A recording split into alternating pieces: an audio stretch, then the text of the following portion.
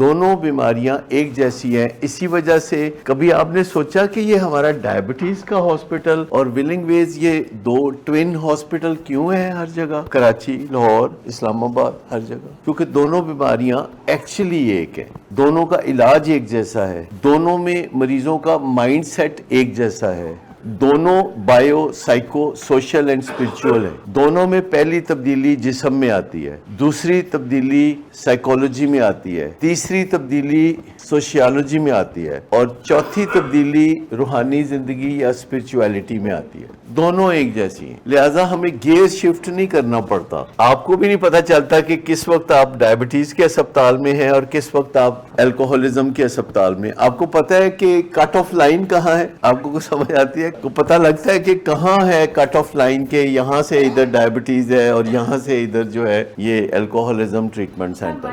دونوں بیماریوں میں جو بائیپولر ہے وہ تو پس منظر میں ہے نا، فور گراؤنڈ پہ تو نہیں ہے نا، وہ تو پیچھے چل رہا ہوتا ہے نا، بیک گراؤنڈ میں چل رہا ہوتا ہے نا، بیک گراؤنڈ میوزک ہے وہ اس وجہ سے کہ جو بائیپولر ہوتا ہے وہ جب ڈس آرڈر میں چلا جاتا ہے تو اس کے اندر ایک چیز ایڈ ہو جاتی ہے جس کو رسکی بیہیویئر کہتے ہیں. جب تک بائیپولر رسکی بیہیویئر میں نہیں ہوتا تب تک وہ بائیپولر ان آرڈر ہوتا ہے. جب بائیپولر جو ہے موٹر سائیکل کا پہیہ ہوا میں اٹھا دیتا ہے، بائیپولر جو ہے رسک لینا شروع کر دیتا ہے، اسے بائیپولر ڈس آرڈر میں دیکھا جاتا ہے. بائیپولر ان آرڈر وہ ہوتا ہے جو کہ لاجواب ہائی اچیور برین رکھتا ہے، جو کہ اچھا برین رکھتا ہے، اسے بائیپولر کہا جاتا ہے. اب اچھا برین رکھنے والا یا اچھی گاڑی رکھنے والا اگر رسکی ڈرائیونگ کرنا شروع کر دے تو پھر کیا ہوگا؟ بہت اچھی گاڑی ہو، کسی کی مرسیڈیز ہو، کوئی رسکی انداز میں مرسیڈیز کو چلائے تو کیا بنے گا؟ حادثہ ہوگا نا. تو آپ سمجھ لیں کہ جو بائیپولر ہوتا ہے یہ ایک اعلیٰ درجے کا دماغ ہوتا ہے، اسے ہم کہتے ہیں بائیپولر ان آرڈر. یہ وہ بندہ ہوتا ہے جس کے بارے میں لوگ کہہ رہے ہوتے ہیں اس نے A گریڈ لیا ہے، اس نے گولڈ میڈل لیا ہے، اس نے یہ کیا، اس نے ٹاپ کیا ہے، اس نے فلاں کیا ہے،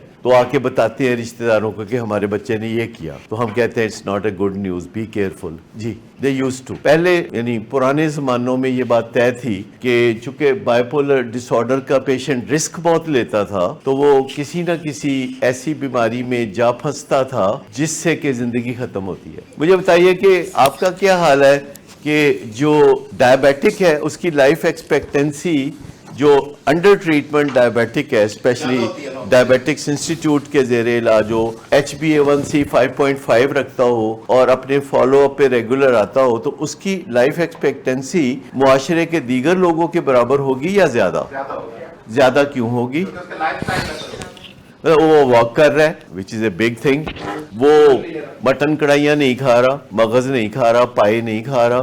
آپ سمجھیں کہ یہ جو رسکی بیہیویئر ہے یہ بائیپولر یا ہائی اچیور کے لیے بہت نقصان دہ ہے. اگر آپ کا بچہ کوئی اول آتا ہے تو بہت دھیان رکھنا ہے اس کا. ویسے تو ہر بچے کا دھیان رکھیں، لیکن اگر کوئی ہائی اچیور ہے تو اس کا ذرا سونے کا انڈا دینے والی مرغی کا دھیان ذرا زیادہ رکھنا پڑتا ہے. ہر گھر میں ایسے بچے ہوتے ہیں نا جب لوگ دیکھو اس نے کی کیا ہے، اس کی دادی کو فون کر کے بتاتے ہیں کہ دیکھو اس نے کیا کہا، تو یہ ہے وہ بچہ